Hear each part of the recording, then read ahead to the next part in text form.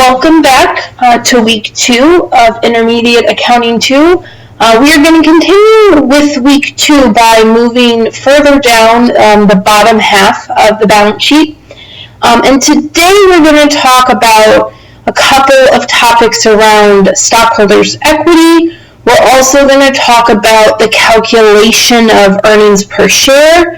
And then finally, the impact that dilutive securities have on that diluted earnings per share calculation.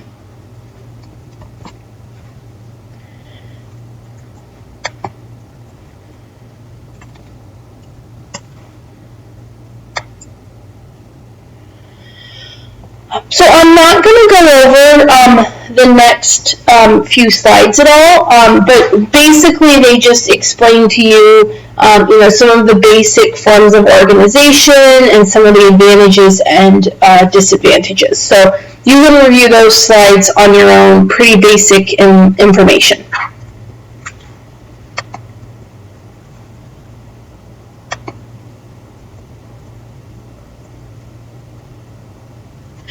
Okay, so where I'm going to kick off then today is with slide number 7. So we're going to start by talking about corporate capital.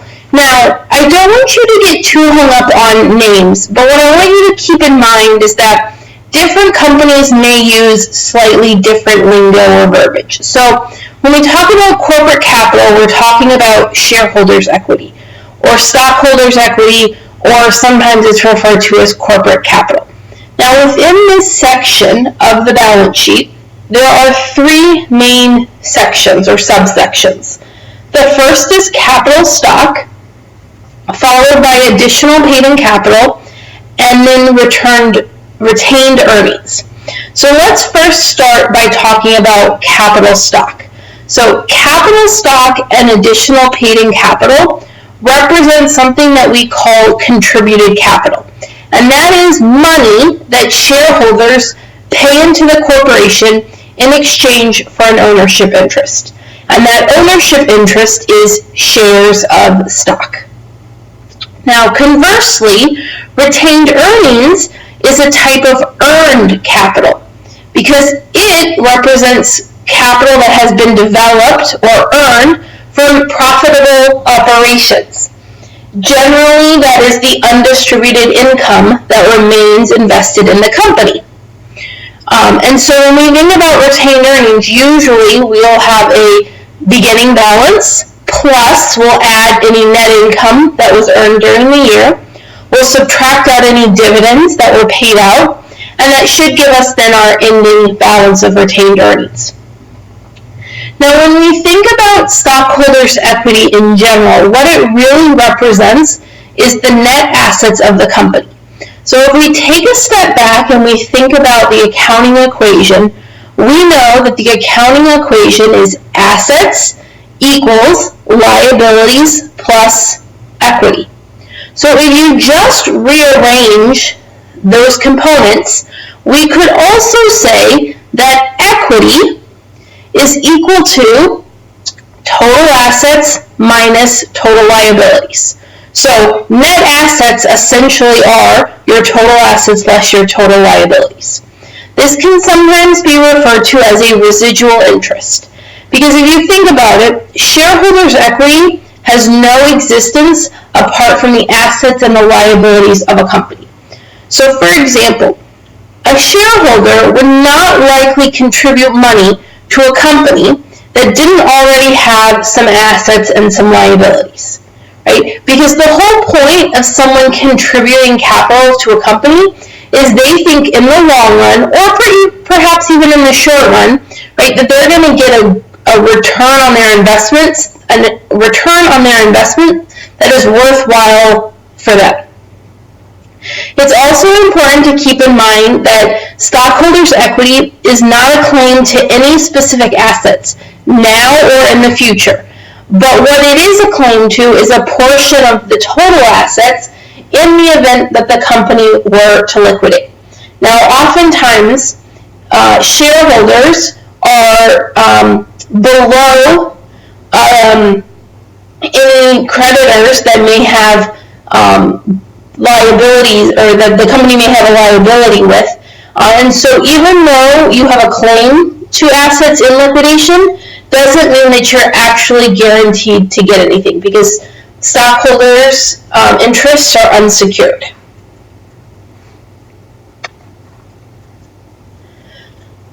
So when you think about the life cycle of someone contributing or buying into a company, the first thing that has to happen is the issuance of stock. So we're going to focus primarily on accounting for par value stock, which is why there's a star by that. But it's also possible for a stock not to have a par value. So what I want you not to get hung up on, though, either is par value, because the par value of the stock has no relationship with the fair value or what the stock is currently trading at. But oftentimes what you'll find, and this will be interesting for you to note when you look at your companies for the SEC 10K project, is that usually the par value is going to be very, very small. A lot of companies will use a penny for their par value. And one of the main reasons for this is to avoid a contingent liability. And a contingent liability scenario would arise if the stock is sold for something less than the par value. Now, certainly in today's day and age, we would hope that would never happen, but we have seen in the past, especially in 1929, when the stock market crashed and tons of stocks become basically worthless. So when we're accounting for the par value of stock, there are two important accounts to keep in mind. The first one is common stock, and that common stock account is the par value of the corporation's issued shares. So if I sell 100 shares at 1 cent par value, my entry is going to be to common stock for $1, and that's the 100 shares times 1 penny. And that is going to be a credit to common stock. Now, you'll see in my notes here that I have a parentheses around preferred stock. And that is that different companies may issue different types of stock. So companies would have an account for common stock, and they would have a second account for preferred stock. However, typically speaking, the journal entries are going to be done the exact same way. Now, let's pretend that I bought 100 shares of penny par value stock for $100,000. So the entry from the company's perspective, right, was going to be debit to cash for $100,000. We already said it was going to be credit to common stock for $1. So then where is the other credit side of the entry to make a balanced journal entry? And the answer to that question is credit paid in capital in excess of par, also sometimes referred to as additional paid in capital, or APIC. And all that account represents is any excess over the par value that's been paid in by the stockholders. Now, in the unusual circumstances, if we were accounting for no par stock, we would obviously not have any contingent liability issues because there's no stated par value. Now, in this situation, instead of having a 3-account line journal entry, we would only have a 2-account line journal entry, and that is that there would be no paid-in capital account. The entire amount would go to the common stock or the preferred stock account. Now, sometimes you may run into a situation where stock is issued in combination with other securities, and we typically refer to this as a lump sum sale. And so when we run into this situation, we need to look at how are we going to allocate the proceeds among several classes of securities. And so we're left with two options. The first is the proportional method, and the second is the incremental method. And we're going to go through those two methods on the next slide.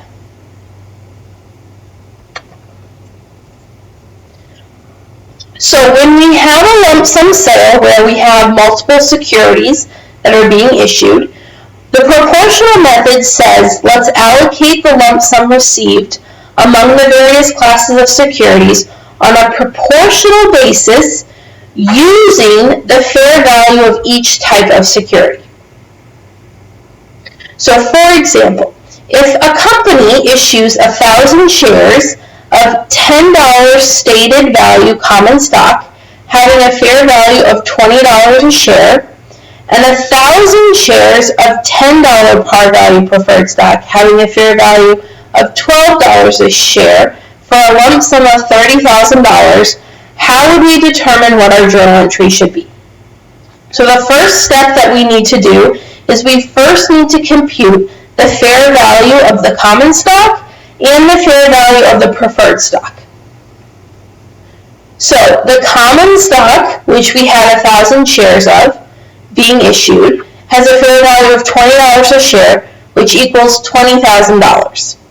The fair value of the preferred stock was also 1,000 shares, but at $12 a share for $12,000. So the aggregate fair value of all of the securities being issued is $32,000. So we are going to take that $32,000 then and allocate it on a proportional basis using the actual amount of cash that was paid, and get both how much should be allocated to common stock and how much should be allocated to preferred stock. So those calculations are on the slide. Now, again, keep in mind that we are the issuer, so we're receiving the cash, so our entry is going to be a debit to cash of $30,000. Now, the amount that needs to get allocated to common stock is $18,750. We know that the common stock has a par value or a stated value of $10 per share. So that means that the credit to common stock needs to be 1,000 shares at $10 per share or $10,000. We know though that the allocation for the entire amount of common stock is $18,750. So once we've allocated $10,000 to par value, whatever's left, which in this case happens to be $8,750, that will go to additional paid in capital common stock. We're going to follow a similar process then for the preferred stock. We know that for the preferred stock, the par value is also $10 per share, and we issued 1,000 shares. So that's another $10,000 that needs to get credited to the preferred stock account. Now, the only amount that's left after taking into consideration that $10,000 is $1,250. And so that then is what is going to get credited to the APIC preferred stock account.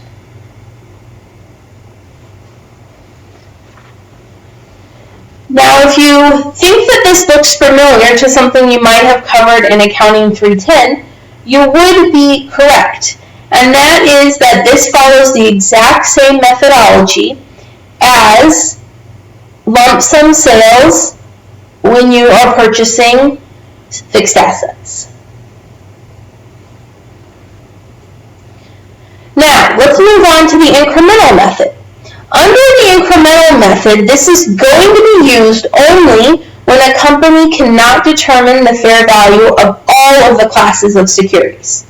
So the proportional method is always the preferred method, but in the situation where it is either you're unable to or there's just not enough information to be able to calculate the fair value of each security, you will use the incremental method.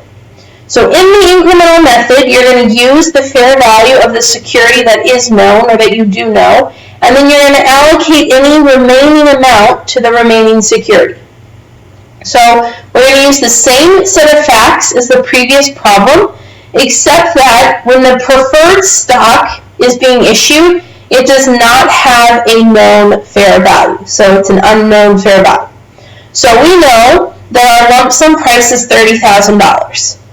We also know that the common stock has a fair value of $20 a share, and we're issuing 1,000 shares, so that's $20,000. So we're going to allocate then $20,000 to the common stock, which leaves $10,000 to be allocated to the preferred stock. So our entry is going to be a debit to cash for $30,000, a credit to common stock for $10,000, and again, that's always going to be the number of shares issued times the par value or the stated value, which is $10,000. We know that our total allocation to common stock is $20,000, which means that what gets recorded to additional paid-in capital for common stock must be $10,000 as well. And then what I'm going to allocate to preferred stock is $10,000. First, I need to allocate that $10,000 to my preferred stock par value account. My preferred stock has a par value of $10. There's 1,000 shares, so that's $10,000. So you'll notice in this entry, there is no entry to preferred stock paid-in capital, and that is because by the time we've allocated in order of how we allocate things, we've completely balanced our journal entry. So there's no additional entry to the paid-in capital account for preferred stock.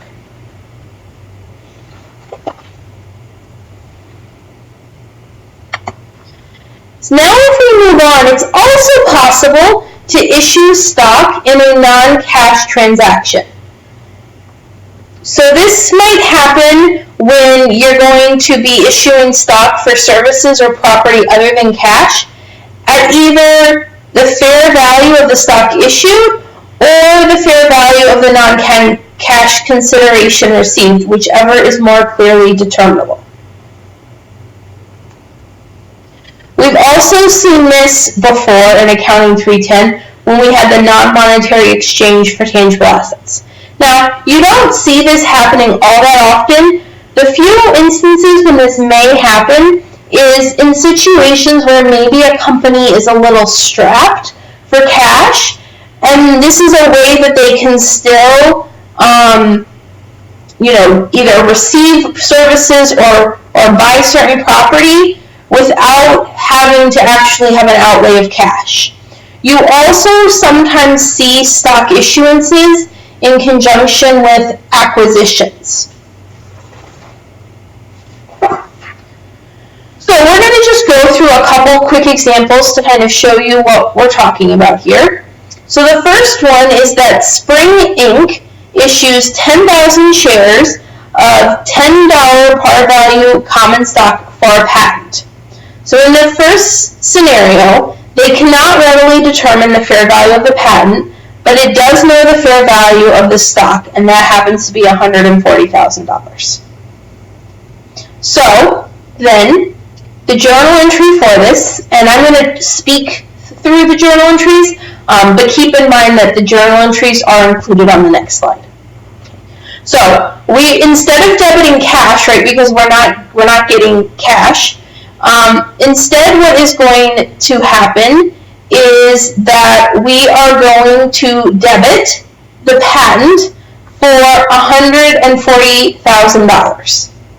Okay, that's the value of the patent because we're using the fair market value of either the stock that was issued or the value of the non-cash consideration received.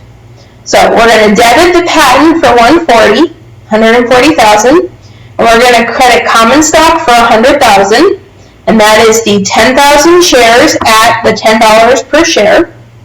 And then we're going to credit additional paid-in capital for $40,000. Example number 2, Spring Inc. cannot readily determine the fair value of the stock, but it determines the fair value of the patent is $150,000.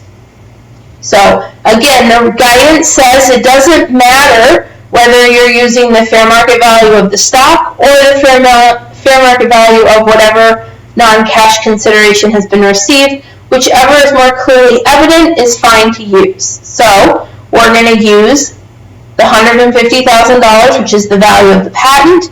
We're going to debit patent for $150,000. We're going to credit common stock for $100,000. And we're going to credit APIC for $50,000. In example number 3, Spring Inc. cannot readily determine the fair value of the stock or the fair value of the patent. Independent consultant values the patent at $125,000 based on discounted expected future cash flows. Okay. So again, we're going to use the fair value that is most readily evident. So we're going to debit patent for $125,000. We're going to credit common stock for $100,000. And we're going to credit APIC for $25,000. It's also important to point out that we should never be using the book, the par, or the stated values as a basis for valuation, because these values do not represent fair value. They do not represent an accurate cost of what we would have to pay if we were doing this with cash. So again, I mentioned these are the journal entries in case you didn't have a chance to write them down while I was speaking. Okay, now when we issue stock, right, it is not a free transaction. There are costs incurred. We call those costs stock issuance costs. And typically they relate to underwriting costs, accounting and legal fees, printing costs, there may be some taxes involved. And ultimately, whenever we're issuing stock, the costs of issuing stock reduce the proceeds that are going to be received from the sale of stock, and they represent a cost of financing. AKA, they are going to show up within the financing section of the statement of cash flows. When we incur these costs, the entry that we are going to do is going to be a debit to paid-in capital in excess of par, which is our APIC account, and a credit to cash or accounts payable depending on the timing in which we're going to be making or paying for these issuance costs. It's also important to just point out that issuance costs cannot include management salaries or other indirect costs related to the stock issuance. It has to be direct costs that are incurred because we are issuing stock. Okay, so now we've issued the stock, right? It's outstanding. Now what happens when we want to reacquire those shares, also known as share repurchases or treasury stock? So companies will often buy back their own shares. And in fact, share buybacks now exceed dividends as a form of distribution to stockholders. You might ask yourself, well, why would a company want to repurchase stock? There are a number of reasons, some of them more strategic than others, and ultimately a company's decision to buy back its own shares may be different between different companies. It just kind of depends. But in general, I'm going to highlight some of the major reasons why. So it can provide a tax-efficient distribution of excess cash to shareholders. So whenever you're buying back shares, right, you are paying out cash. Okay. Now, if you are buying back shares, what is happening then is if you as the company are buying back shares, you have to buy those shares back from a stockholder. Okay. So if the shares that are being bought back from a stockholder, and that stockholder has had those shares long term, aka they're going to be taxed at a long-term capital gains rate, that long-term capital gains rate is lower than the rate that is paid on dividends, which typically is subject to ordinary income taxes. Additionally, repurchasing stock allows a company to increase its earnings per share and its return on equity. So earnings per share and return on equity are two metrics that are often used to evaluate company performance. And we'll talk a little bit more about those two ratios in a little bit. Now, what's important to remember about this point is that it's not really going to generate any long-term value. What we're simply doing is manipulating performance ratios, but it makes companies look more financially healthy, therefore can potentially also attract more investors. So, for example, if a company earns $10 million in a year with 100,000 outstanding shares, it's going to have an EPS of $100. However, if it repurchases 10,000 of those shares, reducing its total outstanding shares to 90,000, its EPS increases to $111.11. Okay. However, there hasn't really been any change in what I'd call the bottom line or that net income figure. It's all just a manipulation of the denominator of the earnings per share calculation, which is the number of shares outstanding. Sometimes companies will repurchase their stock because they need stock for stock compensation plans or to meet potential merger needs. So on this note, I'm going to give you two examples. So Marriott, as a company, right, as a form of compensation, gives certain employees share-based compensation awards. Okay, so what that basically means is the company is literally giving its employees shares of stock. Well, in order for the company to be giving its employees shares of stock, it has to have those shares. And therefore, in order for it to have those shares, it needs to buy those shares from someone on the open market. Additionally, when Marriott acquired Starwood back in 2016, the terms of the deal said that for every share of Starwood stock,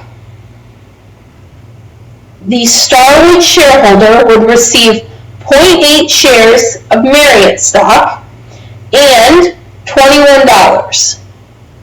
Well, in order for Marriott to pay for that acquisition and to pay that Starwood shareholder, they needed to be able to give out shares of stock. Therefore, they needed to repurchase shares in order then to be able to turn around and give those to the new Starwood shareholders. A company might also repurchase stock in order to thwart a takeover attempt or just to reduce the number of shareholders in general. Okay. We call this sometimes ownership consolidation. It also might repurchase shares to make a market in the stock, especially when they feel that their shares are undervalued. So if you think about it, right, if you purchase shares of stock in the marketplace, right, now there's less supply, right? Usually when supply goes down, what happens to price? It usually tends to make the price go up. And then just finally, oftentimes you may hear that a public company might go private, and in that situation, that means all of the outstanding stock is purchased, and the company then goes private because it's no longer able to have shareholders or people, the general population, buying and selling their shares of stock. So when a company repurchases its own shares of stock, that is called treasury stock. It's the corporation's own stock having been reacquired after having been issued and fully paid. This basically comes down now to unissued capital stock. So when we think about stock, there's three keywords to think about. There's authorized, issued, and outstanding. So authorized stock. Any stock must first be authorized by the board of directors. Just because it's authorized, though, doesn't mean that it is issued. Issued stock is a combination of stock that is outstanding plus any stock that's in treasury stock. And then outstanding stock means that it's actually stock in the market. That means that someone owns the stock that is not the company itself. Now, getting back into treasury stock is not an asset, even though it has a debit balance. So treasury stock has a debit balance within the shareholders' equity section. And when you think about the shareholders' equity typically has a credit balance, while treasury stock has a debit balance. When a company purchases stock, their own stock that is, the entry is a credit to cash because they have to pay for the stock, and a debit to treasury stock. Just because a company owns its own stock does not mean that it has an ownership interest in itself. It doesn't. It can't vote. It doesn't receive cash dividends or assets upon liquidation. We typically use the cost method to account for the purchase of treasury stock.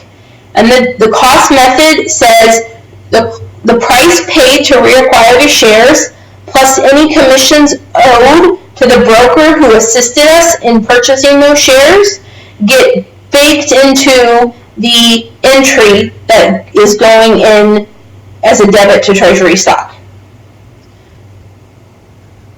So on the next slide, we're going to look at an example. But what we have is Atlantis issued 100,000 shares of $1 par value common stock at a price of $10 per share and had a retained earnings balance of $30,000. So this is before we repurchased any shares of stock. These were the facts and circumstances. Now, before I move on to the next slide, something for you to consider for your SEC 10K project is, does your company have any treasury stock? And if so, what has the repurchase trend been like over the last few years? And when I say the last few years, I really would strongly urge you to look at the last 3 to 5. And if you're feeling really up for it, I even go back the last 10 to 12. And the reason I say 10 to 12 is go back and look in 2008, 2009, 2010, right when we had our last recession, and see how the stock repurchase trend impacted your company during those years and how it's either rebounded or changed since that time. Okay, so this is what the stockholders' equity section of the balance sheet would look like once a company said that it had issued 100,000 shares of $1 par value common stock and had $300,000 in retained earnings. Now we're going to look at what happens once the company starts reacquiring some of their shares. So on January 20th, 2012, Atlantis acquires 10,000 shares of its stock at $11 per share. What does the entry to record the reacquisition look like?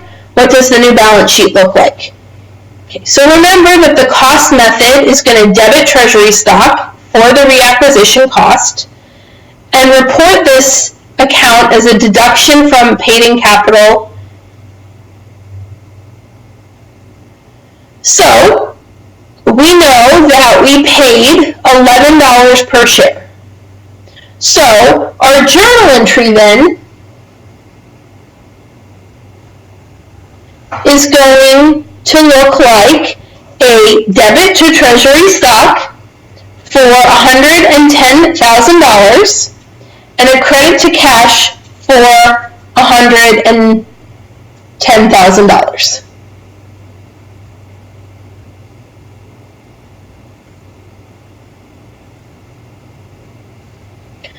Now, how this is then going to show up on our stockholders' equity section of the balance sheet is as follows. So, our common stock is still $1 par value. There's still 100,000 shares that have been issued. However, now there's only 90,000 shares outstanding. But that still represents a balance of $100,000. Our additional paid-in capital is still $900,000 for total paid-in capital of $1 million. Retained earnings is still $300,000. Total paid-in capital and retained earnings is $1.3 million. And now we've added in an extra line that's the cost of treasury stock. We also are required to list how many shares are in treasury stock. That's now 10,000. So we're going to subtract out $110,000, which gives us a total stockholders' equity balance of $1,190,000. Now I want to go back to a statement that I said earlier where I was describing the definitions of authorized, issued, and outstanding. And I said that your issued shares are either going to be outstanding or in treasury stock. And so you can see here on this example, if I add together my treasury stock, which is 10,000 shares, plus my 90,000 shares outstanding, I get 100,000 shares, which is my total shares issued.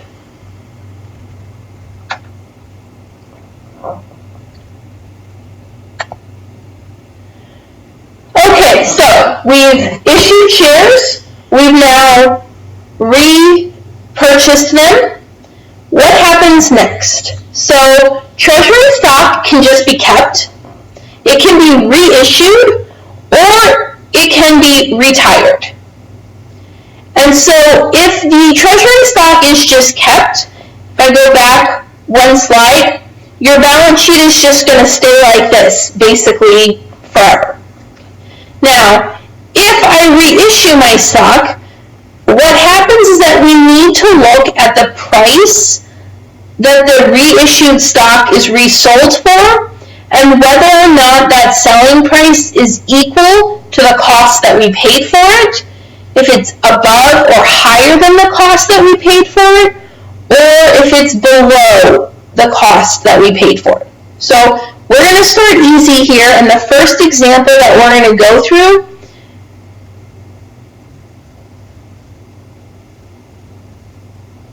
is the sale of treasury stock above cost. Okay. So we know from our previous example that we acquired 10,000 shares of treasury stock at $11 per share. Okay, now of that 10,000 that we had reacquired, we are going to sell 1,000 of those shares at $15 per share.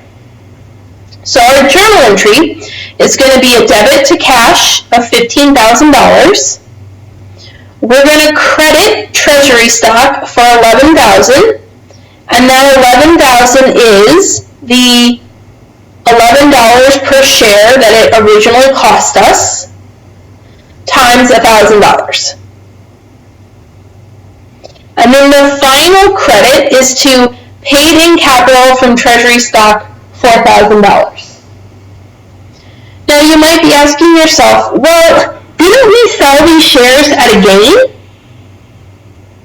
Well, sort of, but you have to go back and think about what is the definition of a gain. A gain on sale occurs when we are selling assets. And I specifically said in an earlier slide that treasury stock is not an asset. And therefore, gains or losses on the reissuance or the sale of treasury stock should not be recognized on the income statement and instead need to be recognized within the stockholders' equity section of the balance sheet.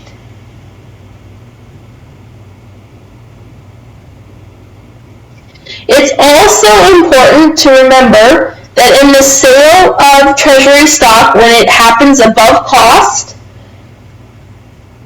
the credit to treasury stock, that $11,000, can only be credited by the amount of the original debit, aka what we originally repurchased them for, the historical cost of the transaction.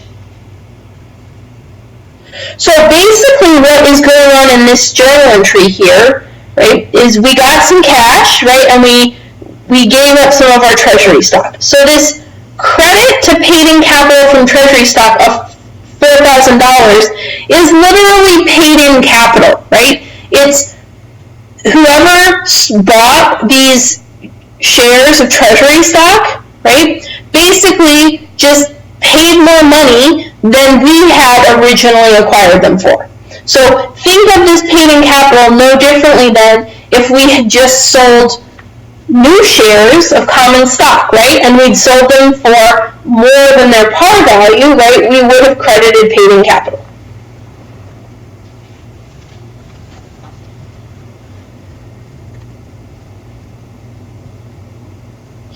If this entry, or if this sale of treasury stock had happened at cost, we would have debited cash for $11,000, we would have credited treasury stock for $11,000, and we would have been done with it.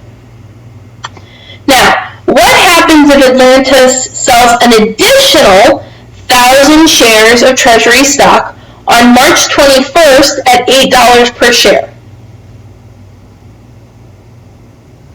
So in this situation, the excess of the cost over the selling price is going to be a debit to paid-in capital from treasury stock, because my credit to treasury stock needs to be that $11,000.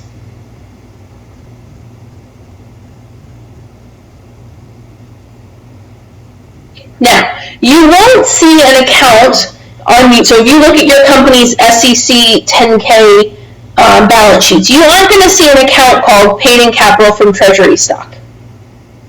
Instead, what happens is at the end of the accounting period, whether that's a month, a quarter, a year, if the balance in this account, the overall balance in this account, is in a debit position, we basically need to credit the difference to retained earnings.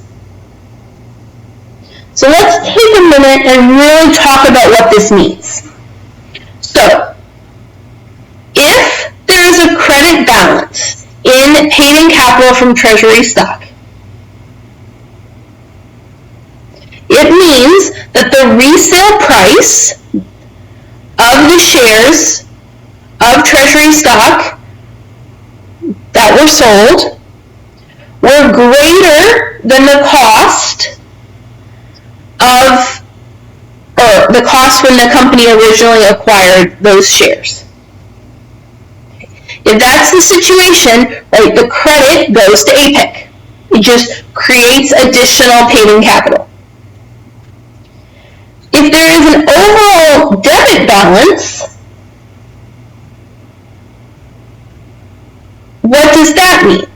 That means that the cost that the company paid to acquire the shares in the first place was more than what we ultimately were able to resell them for. And in that situation, we can't leave a debit in paid-in capital from treasury stock at the end of the year. So we need to make an adjusting entry, and that adjusting entry is going to be to credit paid-in capital from treasury stock. That will zero out the account, and then debit retained earnings, and that will actually reduce then the balance in retained earnings.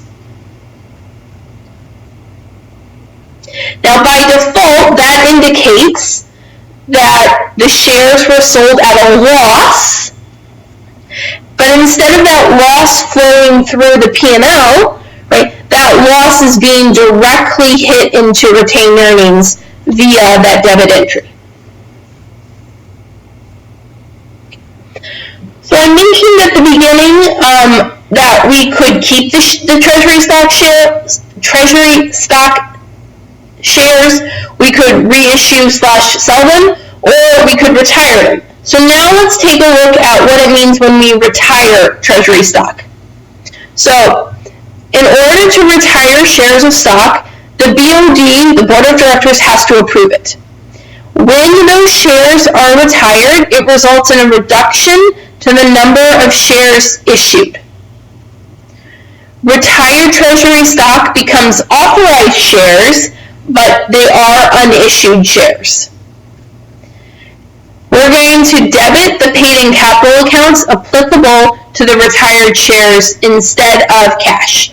So in the previous examples, right, we were reissuing the shares, and so therefore we were getting cash. Now we're not getting any cash, but we're going to follow a similar process in terms of journal entries. So the next couple of journal entries go through the whole life cycle of some shares. So Skittles originally sold 50,000 shares of its $1 par value stock for $12 each. Okay, so debit to cash of $600,000, credit to common stock $1 par value for $50,000, additional paid-in capital for $550. 2 years later, it repurchases all of its shares of stock. Okay, so debit to treasury stock for $600,000, credit to cash for $600,000. And then it elects to retire the shares. So we're going to debit common stock for $1 par value $50,000, debit additional paid-in capital for $550, and credit for treasury stock for $600,000. Okay, now in this example, right, all of the numbers remain changed, and I did that on purpose so that you could see that by the time you smash all three entries together, it basically looks like nothing happened, right? We don't have any balances left in treasury stock, we don't have any balances left in common stock, we don't have any balances left in additional paid-in capital. And that's exactly how it should be.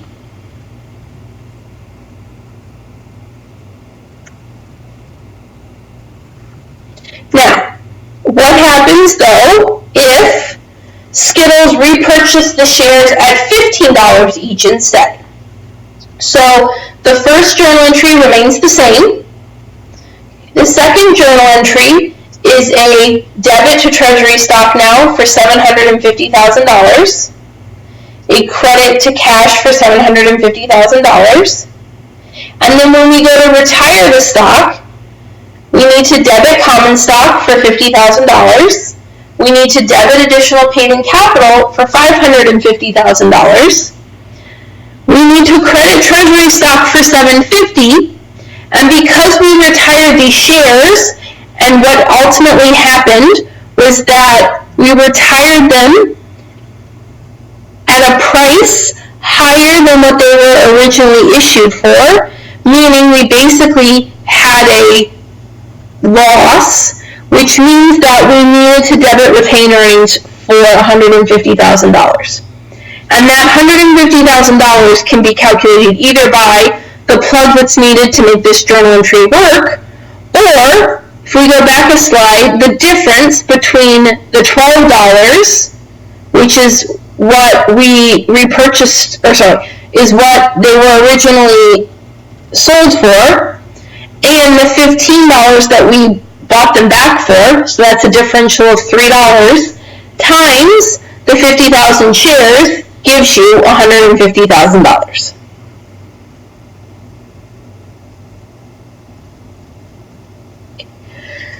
And then thirdly, what happens if Skittles repurchases the shares for $8 each instead? So again, the first journal entry remains unchanged. The second journal entry is going to be a debit to treasury stock and a credit to cash for $400,000.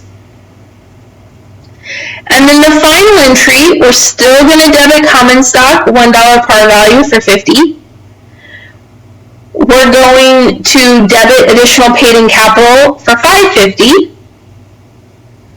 We're going to credit treasury stock for $400,000. And in this case, we're left with additional paid-in capital treasury stock of $200,000. So it's as if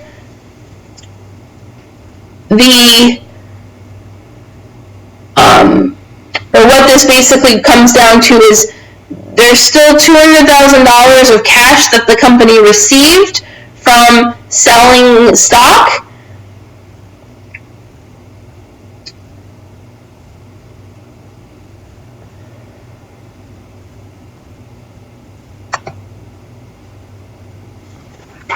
Okay, now we're going to move on to preferred stock.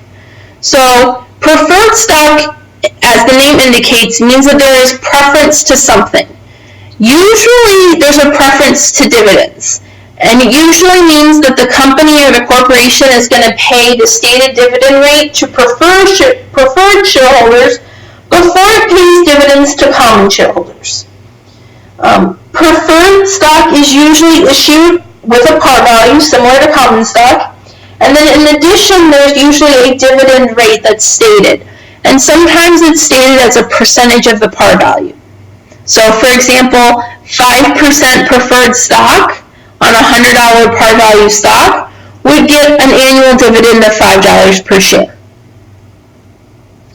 Sometimes the company may decide to issue preferred stock in lieu of debt if the company already has a high debt to equity ratio. And the reason that some companies can get away with issuing preferred stock in lieu of debt is because there's a preference to dividends. There's almost like a guaranteed periodic interest payment, but instead of it being interest, it's a dividend payment. Preferred stockholders also receive preference to assets in the event of liquidation. Sometimes preferred stock can be convertible into common stock, and it also usually is callable at the option of the corporation, but does not have voting power. So one of the things you might want to look at is whether or not your company has preferred stock. Not all companies do. Some companies have it and have some authorized but don't have any issued or outstanding. I'm not going to get detailed into the next slide, but what I want to make you aware of is that there are a variety of types of preferred stock. And so I've listed some of the most popular types along with a general definition of what they are. So again, what I really just want you more to focus on is understand that preferred stock is a preferential stock, and keep in mind that the accounting treatment for preferred stock really mirrors common stock. You're just going to be using different account names. Okay, so now I just want to take a couple minutes and show you a statement of shareholders' equity. So this is for Marriott, and all of the amounts that are shown on this schedule are in millions. But what you'll notice across the top is we have our Class A common stock. So Marriott only has one type of stock, it's common stock. Then next to common stock, you'll see the additional paid-in capital. Beside that, you'll see the retained earnings.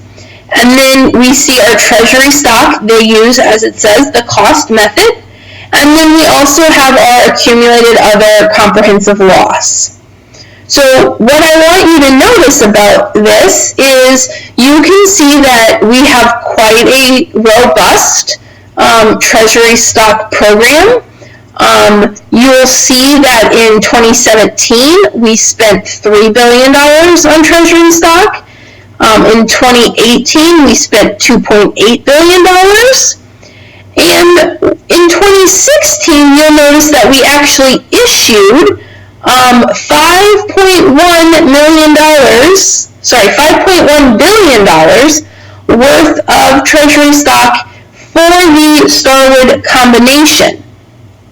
And this is where I was talking about earlier how every Starwood shareholder received 0.8 shares of Marriott stock and some cash. And then on the far left column here, you'll see the common shares outstanding. So you'll see how our shares outstanding greatly increased from 2015 to 2016, primarily because of all those shares we issued for the Starlight combination, but that generally speaking, we are on a downward trend because we purchase many more shares of treasury stock than we have to reissue for our share-based compensation plans. I'll also point out here that we do not have, or in the last 3 years as shown here, we have not retired any shares. So we repurchase our treasury stock and either hold on to it or reissue it for share-based compensation plans.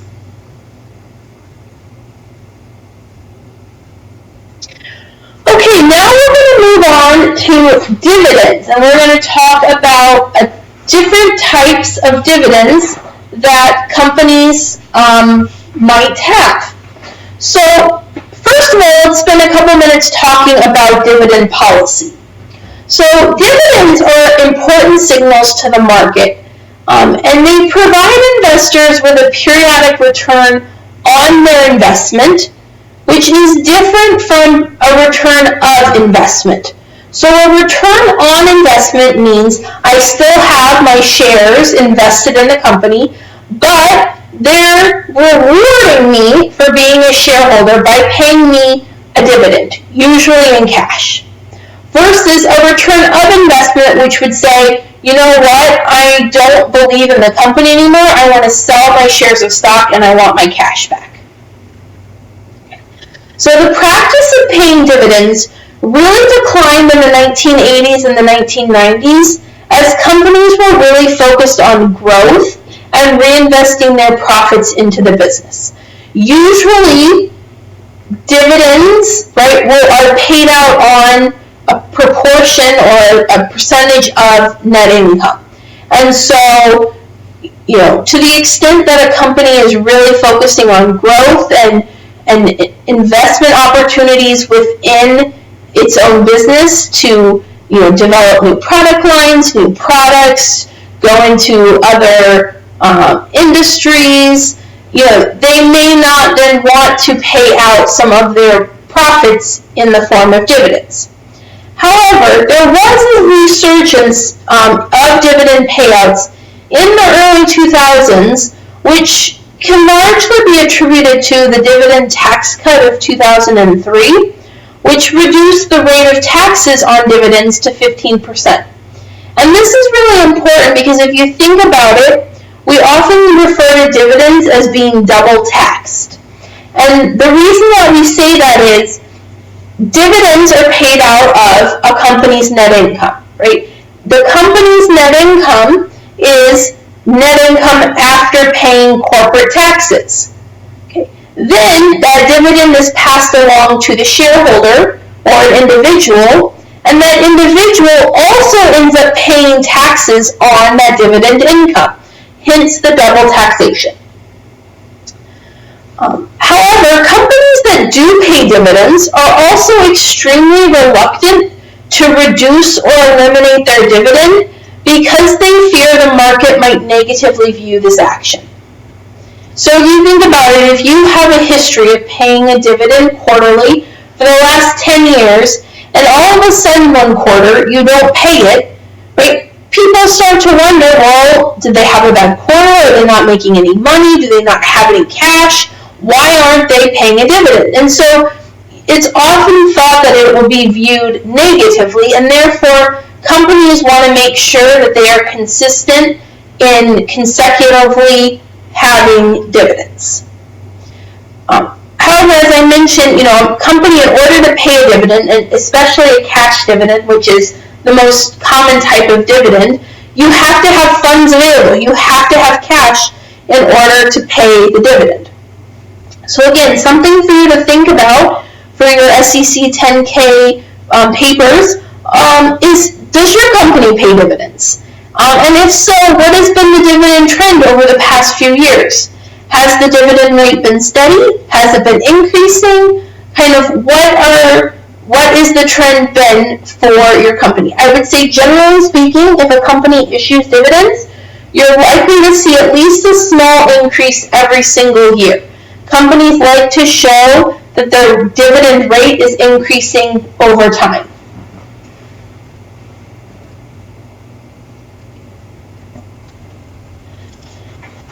So this next slide is an example using Hormel Foods, and this is just a tool that I found, and you can definitely run this analysis for your company too. I actually put the link at the top. You would just need to change the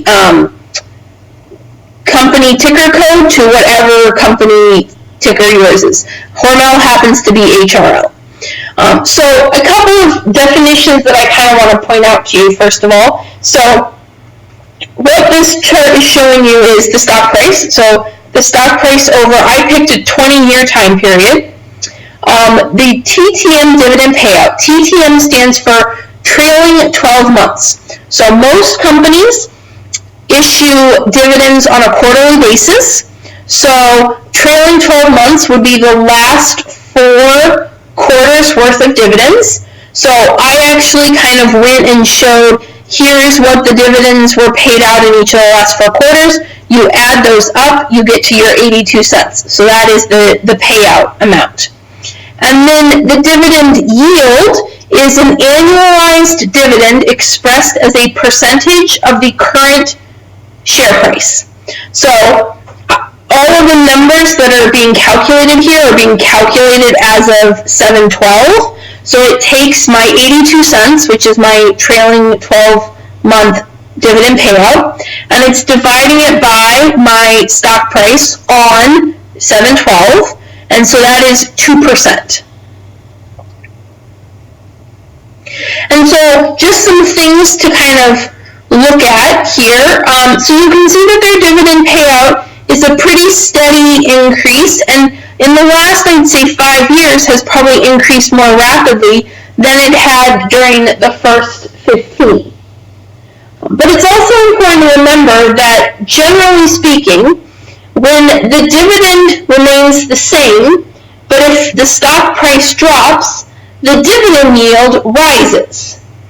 However, the yield will fall if the stock price rises. So dividend yield is used a lot in the industry to kind of provide some clarity on a company's dividend policy, because it's a very easy calculation to do.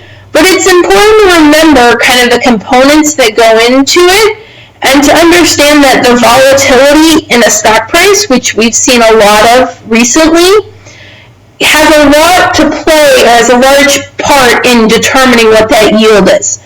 So just keep that in mind as you're kind of analyzing your company, and know exactly what it is that is telling you. Now, very few companies are going to pay dividends equal to their legally available retained earnings. And there's a number of reasons for that. First and foremost, most companies have some type of debt, and they have to maintain agreements, their bond covenants, to build up additional protection against losses. So usually their bond covenants can have limitations on, what they need to keep in terms of retained earnings, how much they might be able to pay out in dividends, etc. Because ultimately, those bond covenants, the banks or the lenders, whoever has those, wants to ensure that the company is financially solvent enough to be able to pay those periodic interest payments and then ultimately repay that principal amount at the end of the bond term. Companies also want to retain assets. Typically that's the cash that they would otherwise use to pay out as dividends to finance future growth or expansions, right? Companies only have so much available cash, and they have to decide how they want to spend that cash. Most companies are going to want to at least reserve some in case an opportunity were to present itself, and they would need to, finance or fund that with some cash. And then finally, it allows them to smooth out dividend payments from year to year by accumulating earnings, that is, retained earnings, in good years, and using that as a basis for dividends in bad years. And this gets back to my point earlier about, companies want to be able to say that they have X amount of consecutive quarters of paying out a dividend, or that they can increase their dividend year after year. And so in order for them to be able to do that, they never want to be able to pay out all of their legally available retained earnings in any given year, because then they won't have a slush fund for later years. So I mentioned before that there are multiple types of dividends, with cash dividends being the primary type. However, we also can see property dividends, we can see liquidating dividends, and we can also sometimes see stock dividends. So all of the dividends listed here, except for stock dividends, are going to reduce the total shareholders' equity in a corporation. However, in a stock dividend, the company doesn't actually pay out assets or incur a liability, but instead it issues additional shares of stock to each stockholder. And just as a little bit of a side note, in 2009, when the economy was shrinking and we were starting to go into a recession, Marriott still wanted to be able to pay out a dividend, but they also needed to preserve some of their cash.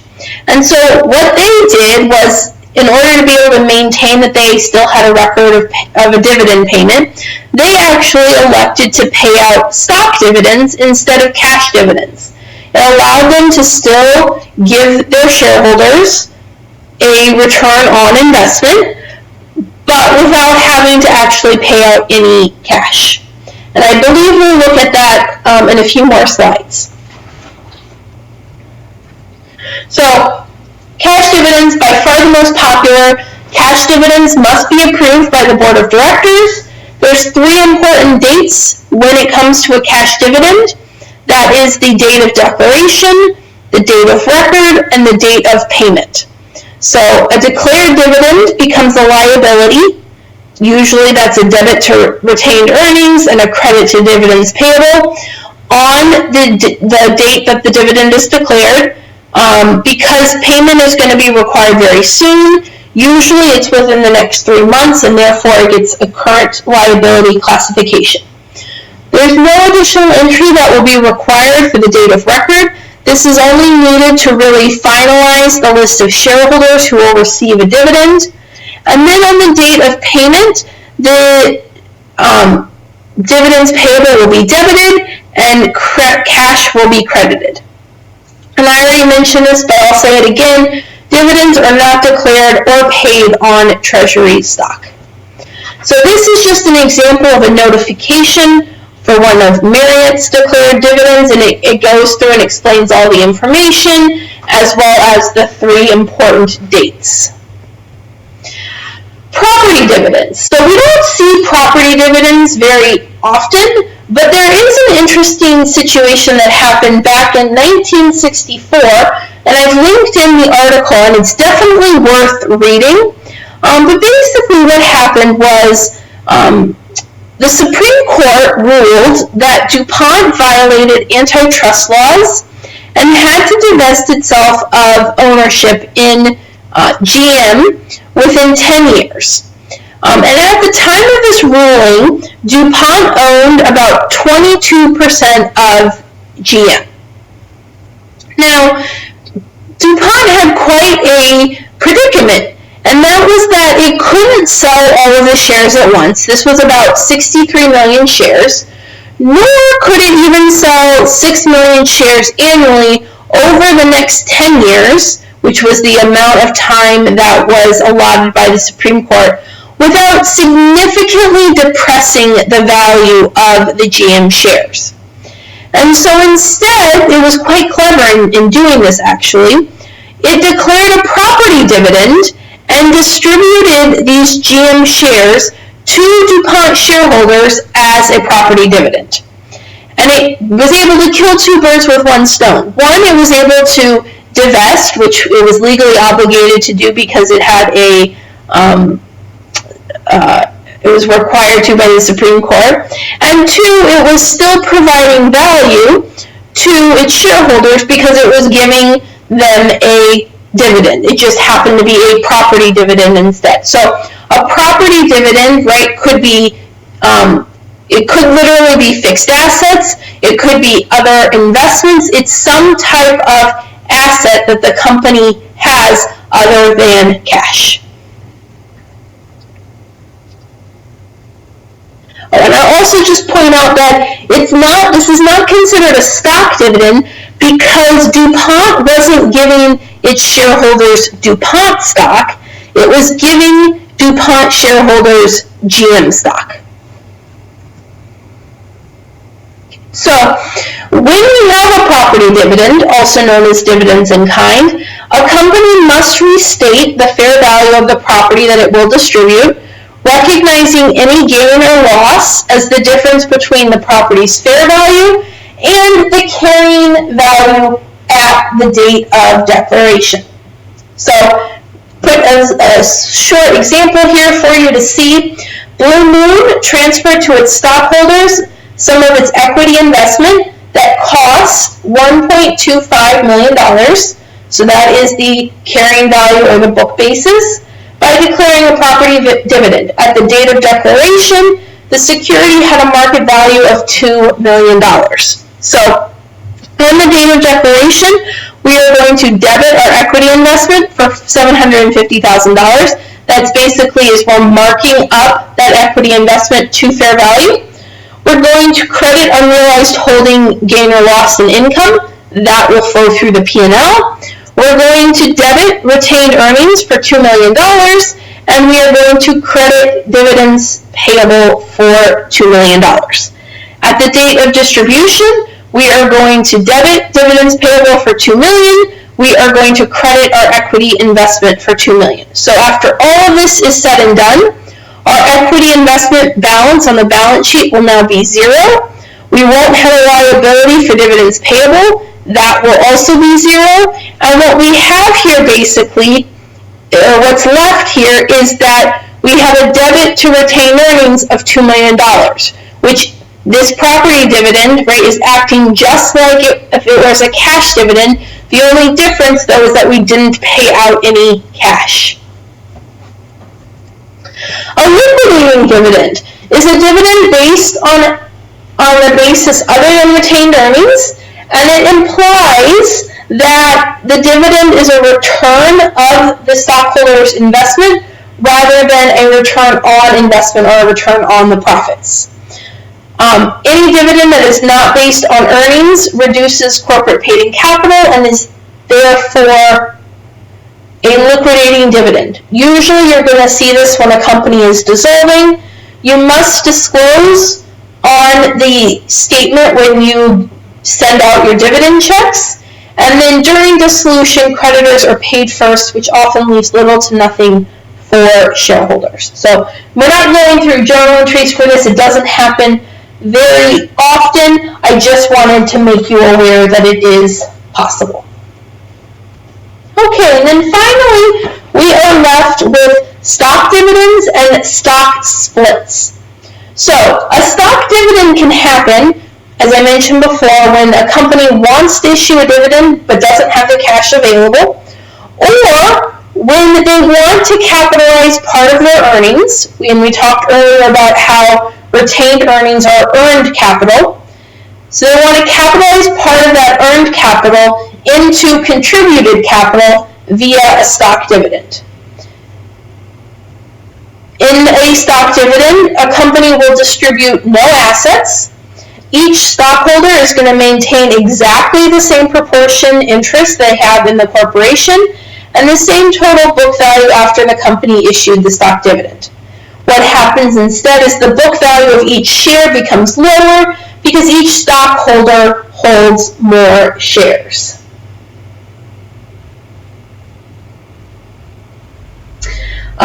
The key differences between a stock dividend and a stock split are that a stock split is going to increase the number of shares outstanding and decrease the par or stated value, where a stock dividend is going to increase the number of shares outstanding without decreasing the par value of the shares.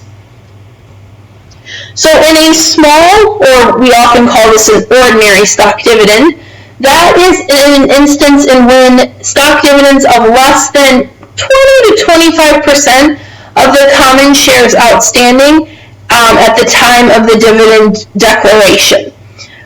In this situation, we are going to transfer the fair value of the stock issued from retained earnings to common stock, and the entry to common stock will be at par value. The rest, or the residual, will go to APIC. So in this example, Vince Company has 1,000 shares outstanding of $100 par value capital stock and retained earnings of $50,000.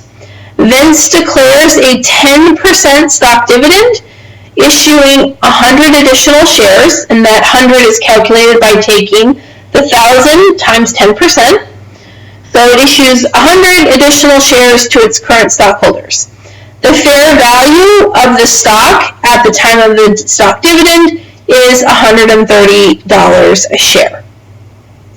So, step one, we transfer the fair value of the stock issued. So the fair value is $130 a share. At 100 shares is $13,000. We're going to move that from retained earnings to, which we said was earned capital, to contributed capital. So debit retained earnings for $13,000, credit paid in capital, and credit common stock. Sorry, we should have done common stock first. So common stock is going to be the 100 shares times the par value, which is $100, which is going to be $10,000. The residual then goes to paid in capital, and that is $3,000. I know this is small, but again, I just wanted to provide sort of a real-world example. This is from 2009, as I mentioned. In 2009, when the economy was retracting and we were entering a recession, Marriott still wanted to provide a stock dividend, and so what they did was they issued they still wanted to provide a dividend, so they issued a stock dividend, and here is that announcement. So, in addition to having a small or an ordinary stock dividend, we also can have a large stock dividend. So, a stock dividend that is more than 20 to 25% is not really a dividend at all, but instead a split up effected in the form of a dividend, or also known as a stock split. So, in this situation, we must transfer the par value of the stock issued from retained earnings to common stock as opposed to the fair value. And so in this example, Twix Company declares the 30% stock dividend. At the time of declaration, 1 million shares with a par value of $10 are outstanding with a fair value of $20 per share. So 1 million shares, 30% is going to be 300,000 shares. 300,000 shares at a par value of $10 is $3 million. Debit retained earnings for $3 million. Credit common stock for $3 million. Another way you can think about the large stock dividend is as if the company issued a cash dividend and all of the shareholders used that cash to buy more stock. Ultimately, what would happen then is the entry results in a reclassification of equity. There's less retained earnings and more common stock.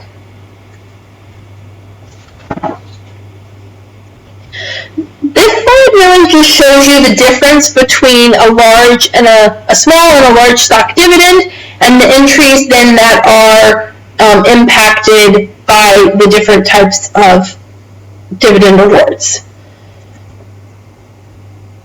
With a stock split then, we have no accounting entries for a stock split, but the balance sheet is going to show the change in shareholders' equity. And so in a stock split, a lot of times that is a 2-for-1 or a 3-for-1 split. And so this oftentimes might happen when the share price is really, really high, because by doing a 2-for-1 stock split, you basically slice the share price in half, and therefore open up for wider ownership of stock. It becomes more affordable for investors. Additionally, it also allows for more liquidity. There are more shares in the market to allow for more flexibility between buyers and sellers. And finally, it can also result in renewed investor interests, which may improve the stock price in the long term. So what you'll see in this chart here is this shareholders' equity before the split. We had common stock, 1,000 shares at $100 par. After, we have twice as many shares, but the par value is half as much. And then here again, I like to provide real-world examples when I can. Here's a news release back from 2016 where Hormel Foods is announcing approval for a 2-for-1 stock split. And then finally, here is a chart that really goes through the different types of dividends that we talked about and how they impact a variety of different financial statement line items. So this is a really good reference tool for you as you go through problems and especially also on the exam. So we're going to wrap up this portion of the lecture by talking about the presentation for shareholders or stockholders' equity. So the basic format for the statement of shareholders' equity is going to be your beginning balance, your additions, your deductions, and then your balance at the end of the period. And the primary additions that you're going to have are net income, other comprehensive income, if you issued any common stock, if you had any stock-based compensation expense, and any exercise of stock options. Your deductions are going to be other comprehensive loss, the purchase of common stock, shares that were retired, and cash dividends. So you saw one example of the statement of shareholders' equity that I showed you with Marriott at the beginning of the lecture. Now I'm going to show you what Hormel Foods looks like. And you'll notice that, presentation-wise, they're a little bit different, but they still show you the same information.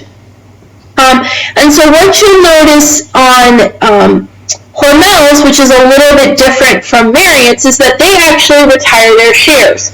So if you look at this line here, you can see that the company bought back 1.7 million shares for just over $70.8 million, and then they turned around and they retired those shares.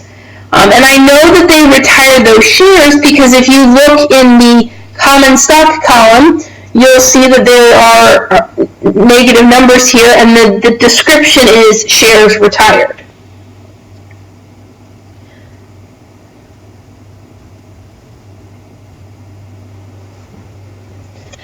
And then I'm also just going to show you the shareholders investment section of the balance sheet. You'll notice here that Hormel has 3 types of stock.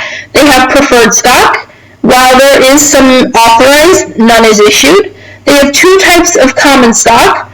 One is non-voting stock, again, nothing issued. So their primary type of common stock is par value of not even a penny. It's 0.0293. You'll see here they have 800 million shares authorized, and then they show you also how much is issued at the end of each of the 2 reporting periods. Okay, what you'll not notice in this section here is there's no treasury stock balance. And the reason there's no treasury stock balance is if we go back to the previous screen, you'll notice that the treasury stock balance at the end of the year is 0. And again, that is further proof that yes, they buy shares back, but they retire them, and therefore there is no treasury stock. Okay, and then finally, analysis of stockholders' equity. So, rate of return on common stock equity. This is a common tool or ratio that is used to analyze companies. It measures profitability from a stockholder's viewpoint, and it looks at how well a company is using investments to generate earnings growth. The calculation is going to be your net income minus any preferred dividends if your company has preferred dividends. So your net income divided by your average common stockholders' equity, where your average common stockholders' equity is your beginning plus your ending balance divided by 2. Your return on equity should always be increasing as long as the return on assets is greater than the cost to finance those assets. And the cost to finance those assets is what you're looking at is what are we paying out in dividends. Now, when it comes to return on equity, it's best to compare company performance with companies in the same industry. Usually you have a good measure if you are between 15 and 20%. So Hormel here happens to be at 17%, so right smack dab in the middle. There's also a way to look at the return on equity in a deconstructed fashion, and we're going to take a look at that next. So the common way to decompose return on equity is to divide it into 3 components. And those components are net profit margin, asset turnover, and financial leverage. So net profit margin is basically just your net income over your sales. How much net income or profit is generated as a percentage of revenue. Said a different way, for each dollar of revenue, how much of that translates into profit. Obviously, the higher the net profit margin you have, the higher your return on equity. The second component is asset turnover, and that's your sales divided by your average assets. And asset turnover is really measuring efficiency. How efficiently is the company using its assets to generate revenue? Additionally here, the higher your asset turnover, the higher your return on equity. And that is spelled incorrectly. It says EOR. It should be ROE. And then finally is leverage, and that's your average assets over your average shareholders' equity. And this gets to the ratio of the company's debt financing relative to its equity financing. Again, remember that the accounting equation, when it's moved around, is going to say that shareholders' equity is equal to assets minus liabilities. So the higher the leverage ratio means the company relies more on its debt financing. And we also know that interest payments to creditors are tax deductible, but dividend payments to shareholders are not. Thus, a higher proportion of debt in a company's capital structure leads to a higher return on equity.